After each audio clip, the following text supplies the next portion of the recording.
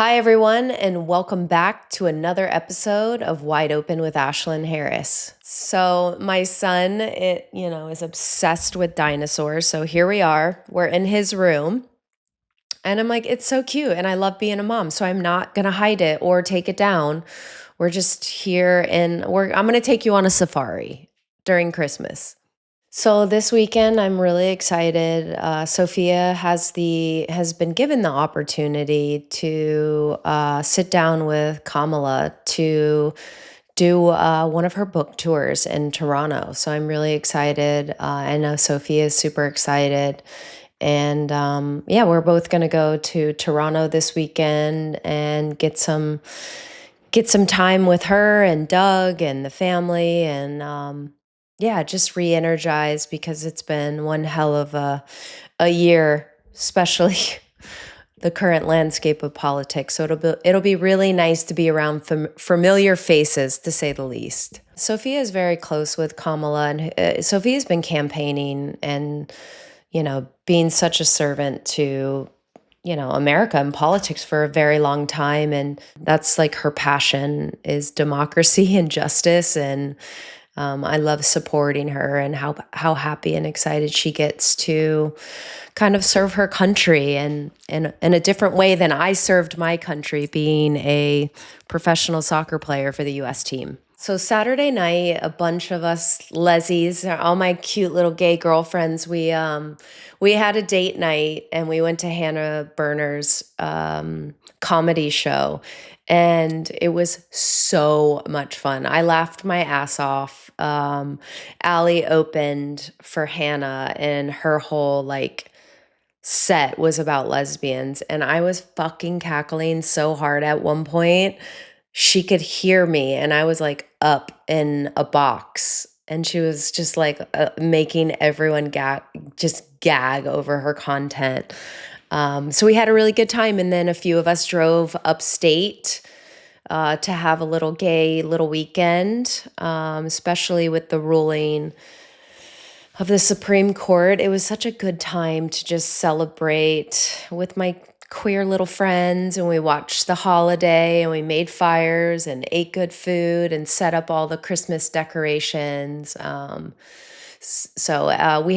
I think we have in total 5 or 6 Christmas trees. It's absolutely obnoxious. So yeah, we set up 3 Christmas trees upstate and then brought back 2 Christmas trees here in New York, in the city. So we're just gonna have a big old, it's fun. We have 2 kids. You have to go hard in the paint. So that's what we commit to doing. Oh, I am absolutely a fake tree kind of bitch. Like I don't have like my version. Yes, I am so not high maintenance. And my version of a Christmas tree is literally get the pre-lit one, get the one that changes like colorful, up, warm white, up, this, up, that. And then I don't have to decorate it. I literally pop that thing up, plug it in, and I fluff it and keep it pushing. And it drives Sophia crazy. She's like, absolutely not. She's vintage shopping on Etsy and God knows what else, eBay, all these ornaments that are like beautiful and heavy and I'm like, good, enjoy this for 2.3 seconds, because as soon as Ocean sees that, he's gonna grab it and chuck it across the fucking bedroom and the living room and everything else and roll it down the stairs. Like, it's so funny because I know exactly how my toddlers operate. So everything is like shatterproof. We don't paper, cardboard ornaments. Like, we keep it simple and basic. And she's like, I want my vintage glass, this and that. And I'm like, it's all gonna break. Give it 1 week, one day, it's gonna break.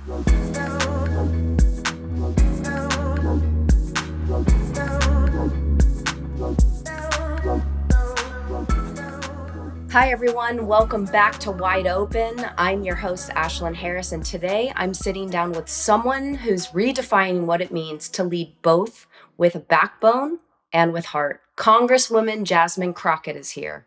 She's a civil rights attorney turned political powerhouse, known for speaking truth to power and standing her ground with grace, humor, and more importantly, fire. What I love most about Jasmine is that her voice comes from a real place, a place built on faith, family, and lived experience. In this conversation, we talk about her father's presence as a pastor has shaped her ability to command a room, how her law degree prepared her to fight for justice, and what it really takes to stay grounded while pushing for change. We also dive into the state of gay rights in this country, including the huge Supreme Court win this week, keeping gay marriage legal, and of course, the weekly question: does the Democratic Party have a backbone? Jasmine is sharp, funny, honest, and full of the kind of conviction this country needs right now. Let's get into it. Congresswoman Jasmine Crockett, the one and only. Oh my gosh. One of my favorite humans. Thank you for taking the time, because holy shit, everything's on fire. I can't imagine, what you're doing all around the clock at this point. Yeah. First of all, it's great to see you. I wish I was seeing you in person, I know. but I am definitely in DC, ready to do my black job. Yes, you are, honey. And yeah, I just want to say to all your listeners that I'm sorry. Like, I'm sorry that government is failing everyone. No matter like how you affiliate yourself, there's no way to believe that this is how government is supposed to function. And it is my sincere hope, regardless of kind of what policies and who's getting to put what bills on the floor. I just hope that we can get to the point that we can actually do the very basics that government is supposed to do, which is to keep the lights on, right? Yeah. Like, I just hope that we can, at a very minimum, get back to basics. But what I love so much about you, Jasmine, is the way you carry yourself. Like, you're so real. Like, there's no question why everyone says or hopes that you are our future, because the way you show up for us and the way you serve us is something like I've never seen in our party, which even more now than ever, where everyone's questioning if we even fucking have a backbone. Like, you've been that backbone for us. And, as much as the last however many, I'm not even say weeks, I'm going to say the last year has been a fucking shit show. It's been a win for us this week with the Supreme Court, because a lot of people tuning in, at least my viewership, are either allies of the gay community or a part of the gay community. And, we'll take the wins when we can take the wins at this point for our community. So I'm curious of what you think right now. What was that a big, can we breathe a little bit, or is it just? I think it was monumental. Okay. I had just done the black tie dinner in Dallas, and as I was there, I was talking about, here it is that we are on the edge of our seats, wondering whether or not marriage equality will be a thing, right? And I'm like, why is it that we have spent so much time going back, right? Like, instead of going forward, this is what we're doing. And the reality is that whether, people that are members of the LGBTQIA community get married or not has nothing to do with whether or not they have food on the table. It has nothing to do with whether or not they are able to build generational wealth. It has nothing to do with the fact that we are missing over 1 million jobs that have been lost in less than a year since this man is sworn in. Yet the number of availability of jobs for the first time in a very long time is less than what we have as it relates to able-bodied workers that are looking for work. And so, like, none of this has anything to do with anything. And I hate that the entirety of the community has been a scapegoat to distract from real issues, the real governing things that we should be focused on. Governing somebody's bedroom or their love is not really like, it's not my priority, right? Like, it's not my business. It's not my priority. Unless it is to open up freedom. And, I think that when you talk about what it is to be a patriot or an American, at the core of everything is our freedom. That is what separates us from every other non-democratic kind of nation. And so the idea that we are now kind of wavering on what freedom looks like and who gets freedom and that kind of stuff, that is when we honestly should have all band together. I talk all the time about, like, I say it this very callous way, but I'm not being callous, where I'm like, I don't really care what you think about reproductive freedom. I don't really care what you think about the LGBTQIA community and the freedoms they deserve. Like, if you consider yourself an American, if you consider yourself to be a patriot, then the most patriotic thing that you can do, it has nothing to do with whether or not you agree. It has everything to do with the fact that you respect it, right? You say, listen, we believe in freedom. I ain't gotta like it. I can tell you my religion says this. I can tell you whatever your thing is, right? It's not about whether or not you approve, like it, love it, or even hate it. It's about whether or not you believe in freedom. And so I would tell people all the time, because people get it real confused, because I've got a district that is heavily African American, but I live in what we call the neighborhood in Dallas. Whoop whoop. So I represent the Oakland area, right? As well as this kind of, so they're like, well, how do you deal with Black preachers? And I'm like, very easily, right? It's not about, what you believe. It's not about any of that. It's about the fact that I am a civil rights lawyer. I believe in the civil rights and liberties of all people. And if I ever get to the point that I'm like, well, I'll only fight this for the civil rights of this group and not that, then I'm failing myself. And the best example that I can give you of how seriously I take the work that I've done as an attorney is, even as a Black woman, I have represented, I had a defendant that was a member of the Aryan Brotherhood. And when you get a court-appointed attorney, you don't get to say, hey, I'm racist. So, I can't take the Black one. Like, you get what you get, right? Now, granted, I could have got off of it, right? And said, hey, I feel like I can't do this. But I believe in the Constitution. I believe that everyone is entitled to their due process. I believe that if the justice system works the way that it is supposed to work, then somebody that needs to be held accountable will, and somebody who's not supposed to be held accountable, hopefully they won't, right? But I did not defend him to the best of my ability, to the extent that it was one of those times that I felt like I could show him better than I could tell him. Because the idea of hating somebody with my amount of melanin just because, and then ultimately kind of the universe turning everything on its head, and you're now being represented by one of these people that you hate. It's one thing to say you're a Christian. It's another thing to actually show it in your works. And I think one of the best things that I could do to show that I believe in the Constitution, to show that I believe in the work that I was doing as an attorney, and to show that I really I am a Christian, is to defend somebody that I know hates me, who doesn't even know me. And after it was all said and done, he was not full of hate for me. Now, he still may have hated Black people, who knows, but he was not full of hate for me directly. And I think that, that was a really important lesson. When I think about the number of people that walk around talking about they hate certain groups and that kind of stuff, most of them have failed to actually interact, right? And they somehow have used their lack of interaction to basically justify the fact that they look at us as less than human. And I think that the real cure is not going to be sitting on social media going back and forth with keyboard warriors or bots or whomever. I think it's going to be getting back to real connections and getting to know people. Because again, you can show them better than you can tell them, instead of believing that, these are second-class citizens, whether it's because of their race or it's because of the country they were born in or because they're a member of the LGBTQIA community. How about you actually just interact? Because you may learn that, honestly, we're all just people. We're all just, and we are all just trying to live as free as possible. I love that. And I have to ask, because I'm so curious. You're incredibly smart, but you're an empath.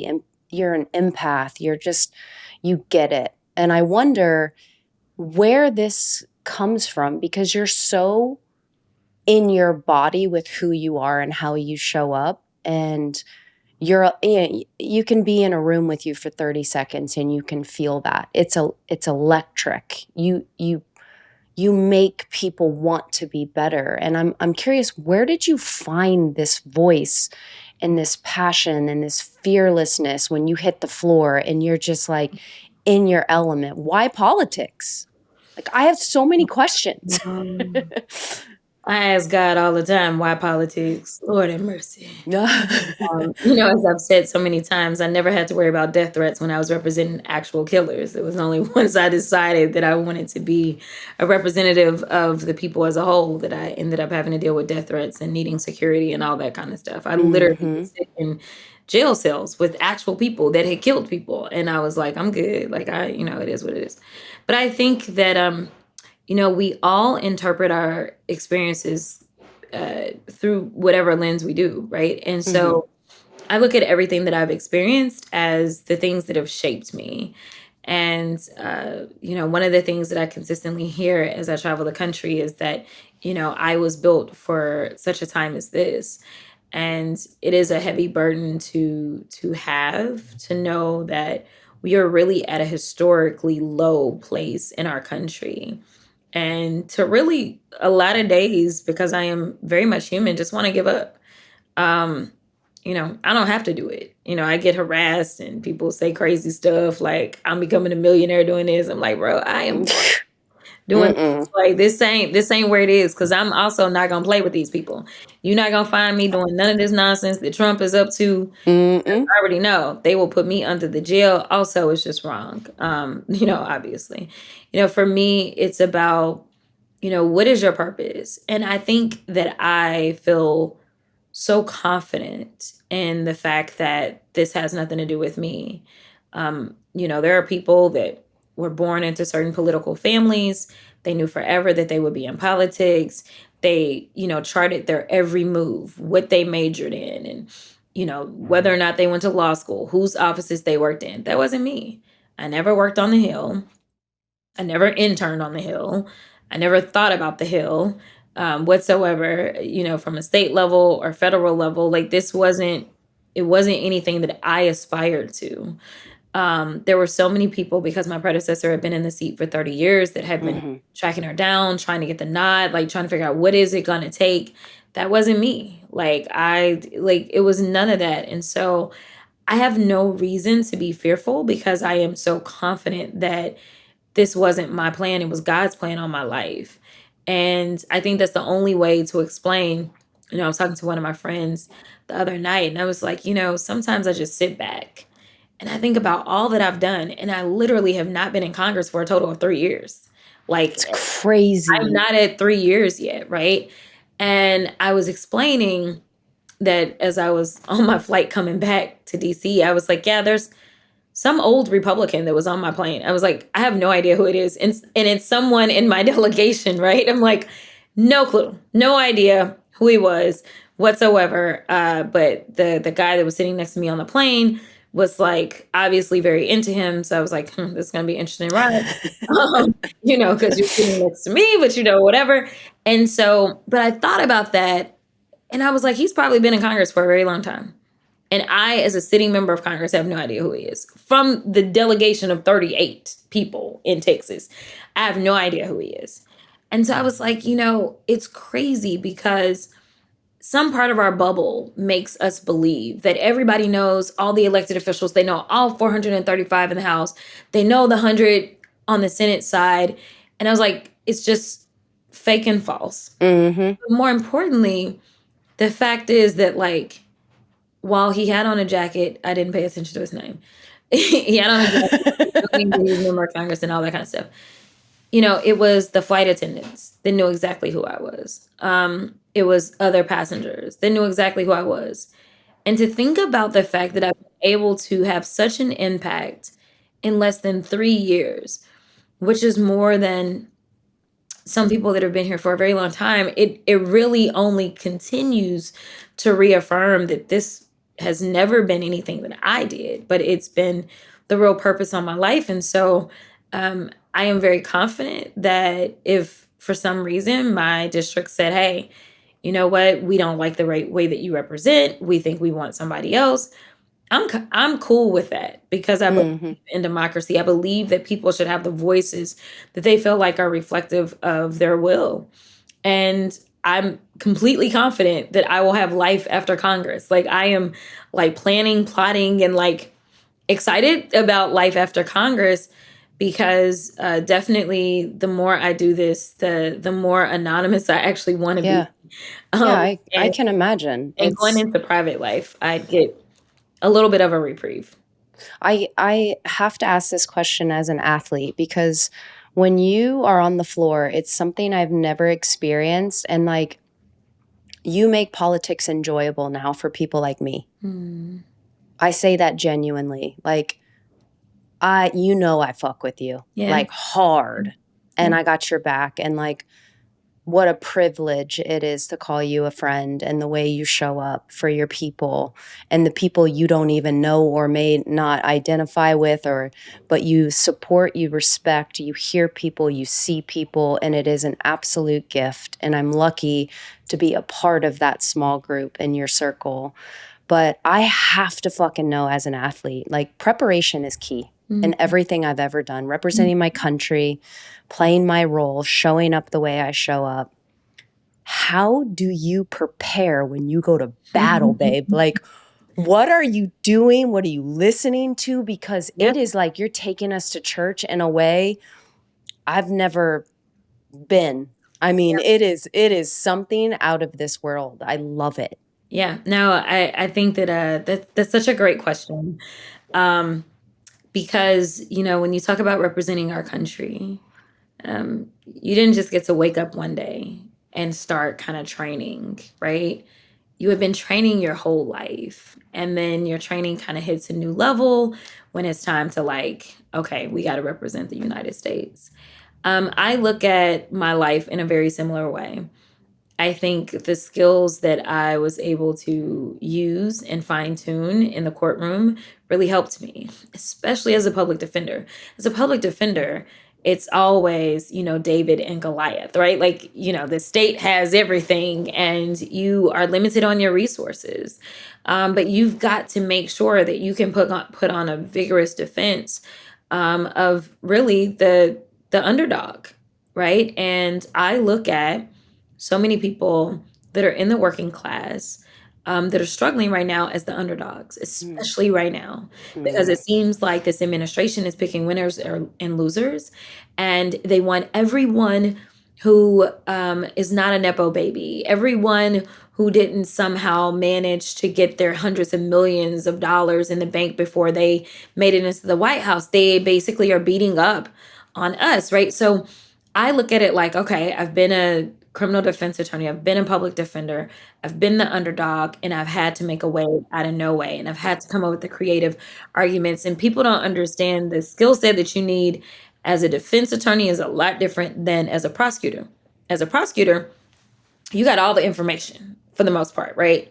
Obviously, a witness can always go left, but you've got so much information. As a defense attorney, you're kind of sitting there like you don't know what that witness may say, and you got to stay ready. So you have to study that witness. You can't just look at what they've given you. You got to look beyond that. So we do deep dives into their social media. Sometimes you put a PI on them. You get people that are around them and find out you try to get into their head to understand who they are. So when I'm preparing for committee, I don't just look at what the committee memo says. I have my team do some deeper diving outside of what's giving to me. And then as I'm listening, which I am thankful that I'm so low in seniority that I don't go first, I start to see the theme of like what it is that they're trying to argue. mm. And because I have always had to be able to think on my feet, I'm able to adjust in real time. And luckily, my team is able to adjust in real time too, and print things out and that kind of stuff. So, one of my more viral moments was when they were going after President Joe Biden and they were like, oh, he's corrupt, the Biden crime family, blah, blah, blah. And so I decided, based on some things that I heard, to talk about the documents at Mar-a-Lago. Mm. And if people will remember, I held up this sheet of paper and I talked about our national secrets in the shitter. Mhm. Um, but it was a sheet of paper. And it was a sheet of paper because I had just told my staff, I'm like, hey, go print this, do this. Like I had remembered that I had seen the images, that kind of stuff. So I was texting it in real time, and it was more so in response to things that they were trying to say about Joe Biden in that moment. Whereas I would have had it printed out on a big poster board, it was part of it. So, some of my most viral moments I think have been viral because they have been authentic in the moment and meeting the moment versus super prepared. I don't know that I've ever really gone viral for my actual specific prepared remarks. It's always been just the total preparation, including me being a trial lawyer, that has led me to be able to pivot really fast and really hang them up on some stuff. Oh, I love it. I love it. I have to say, today's a big day for you. I know you have very little time, so I have to ask. These 8 Dems who caved, who sold out, and now, like I said earlier, it feels like the backbone of our party is just like, what are we doing after all of this? So what is your thoughts? I mean, I know what you said, on your social media, but I'm curious now walking into this dance, like, what does it feel like? These are supposed to be our people showing up for us, representing us and doing the right thing. And it's been a hard few weeks for a lot of people in this country. And we just fucking throw the towel in now? Now? Yeah, I agree.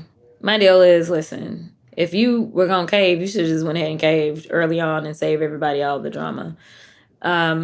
But to build a movement and to get people to understand our why. I mean, that was huge because everybody talks about how Democrats are terrible messengers.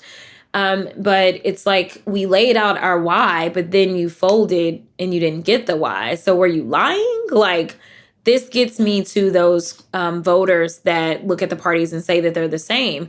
For the longest, I could not really understand what people meant because, I don't think you'll ever find a Democratic president that's saying, oh, I've got money to feed people on SNAP and I won't. Like, I just don't. I don't think you'll ever find that. But to the extent that they can't be trusted with their word, I get that. And I think that any rage or disappointment that anybody feels, I think is absolutely warranted. I will tell you that it sucks when you're part of like a team, right? Like you talk about representing the United States. Like, Yeah. if you are on a team, or even for those of you that have never had to be in a team type setting, but like you're working on a group project. And it's like, well, damn, we over here, like, we are dragging the whole like team. Like, that's tough. Yeah. So I do want people, I'm not asking anybody to give a pass to the 8 Dem senators. I am asking you to look at the numbers as a whole. We have 40 some odd Democratic senators, and of those 40 something, 8 folded. As we go in and we vote, I think I don't know if we're at 212 or 213. I don't know our numbers. Our numbers are all jacked up because people keep dying, and I don't know. But anyway, we've got over 200 Democrats in the House. And, I think it's a matter of when you ultimately look at how many no's we have between the House and the Senate, I just want the American people not to hold what those 8 Senate Dems did against all of us. I think that it gives us pause to make sure that we don't just vote for Democrats, but we take our time and we figure out who is the right Democrat for this moment. And that's what we need to do. I don't think we throw in the towel because of those 8. Because listen, I'm still sitting here. Now, my one vote is not half as powerful as any one of their votes because my body is 435. But I am fighting. And I can promise you there are so many other people that are ready and willing to get into this fight and fight just as vigorously as I fight, if not harder. So my thing is, don't give up, but make sure you do your research. Don't lump us all together. Make sure you're not only getting a Democrat, but you're getting the right Democrat. That part.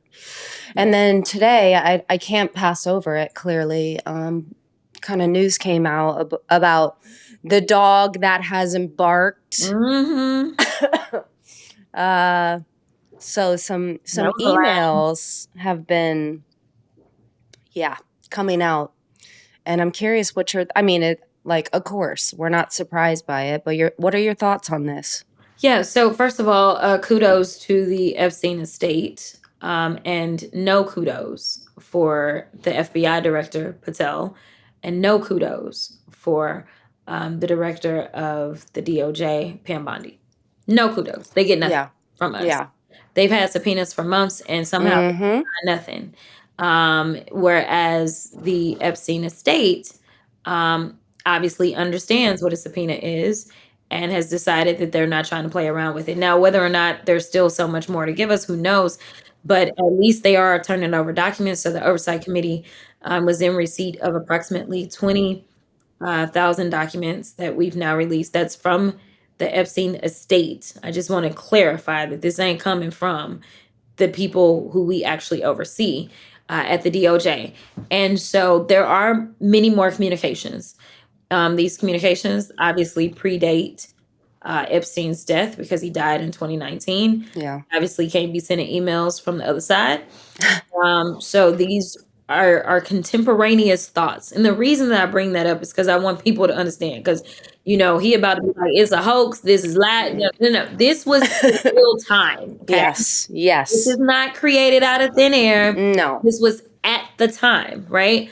So there were communications about the investigations as relates to Trump, and basically Ghislaine Maxwell and Epstein are going back and forth.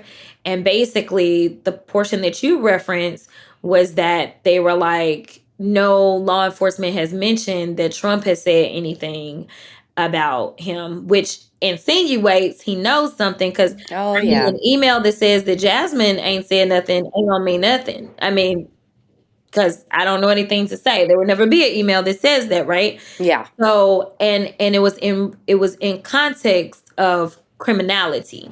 So you got that one that you're referencing. Then you have and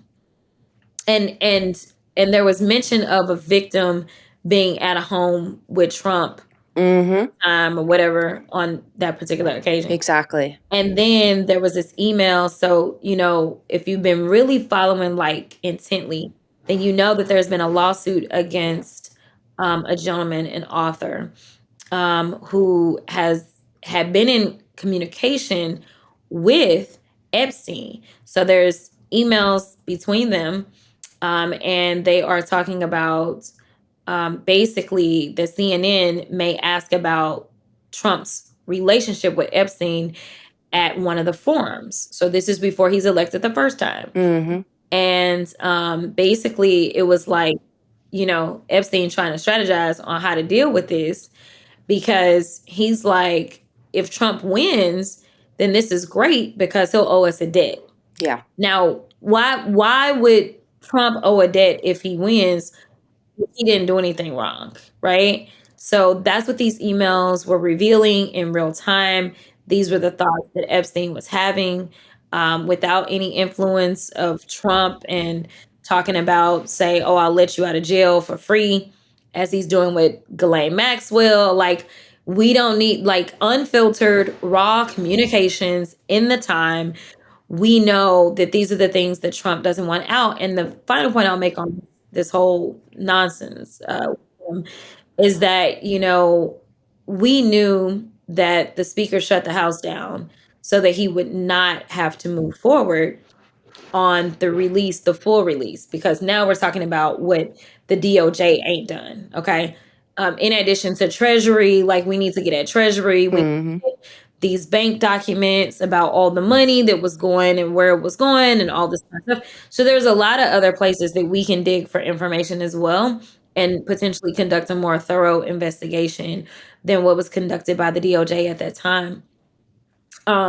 But the speaker kept us out so that we wouldn't take the vote. There's only 4 Republicans that signed on to the discharge petition.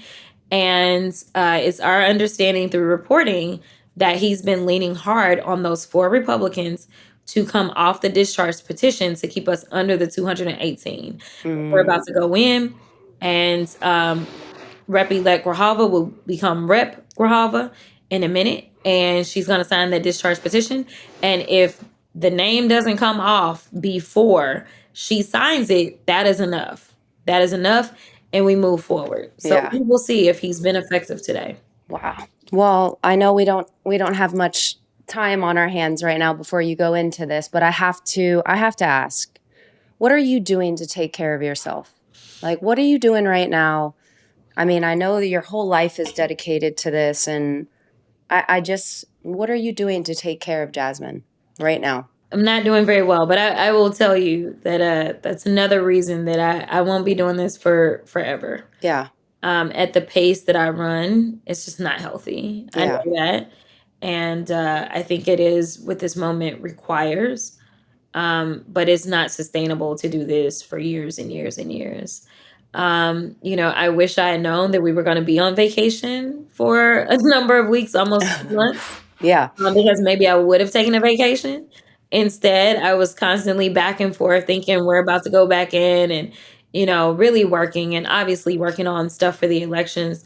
But I am hoping and planning, like, I'm trying to be more intentional about taking some time just to be with friends. Yeah. Honestly, that's usually my biggest refuge, is being around the people that I know love me regardless of the headlines and have my back regardless of the headlines, and um, really do the things that you do. Ask the question, what Yeah. are you doing to take care of yourself? Well, we're so grateful for you, and thank you for rolling your sleeves up and doing the right thing for all of us. And good luck today. You know, we're always with you, and I know you're going to always do the right thing, and that's what separates you from a lot of other people. So you're my favorite. Oh, Thanks for taking the time today. yes, thank you. And Hopefully I'll see you in person soon. dinner soon, Yes, please. I'll I actually be need I there need to shortly. feed your soul with my energy too. I'll be there shortly. I can't wait. Have the best day. I'm always thinking about you. You know that, and we'll see you soon. All right, thanks. Thanks, Jasmine. Congresswoman Jasmine Crockett, thank you for showing up with such honesty and strength. What I love most about this conversation is how real you are about the fight, not just in politics, but staying true to who you are in the middle of it. You remind us that having a backbone doesn't mean losing compassion, and that leadership grounded in purpose still exists. To everyone listening, keep paying attention, keep speaking up, and keep supporting the people who are doing the work with integrity and courage. I'm Ashlyn Harris, and this is Wide Open, where we meet people who move the world forward just by being themselves. Thanks for listening. I'll see you next week.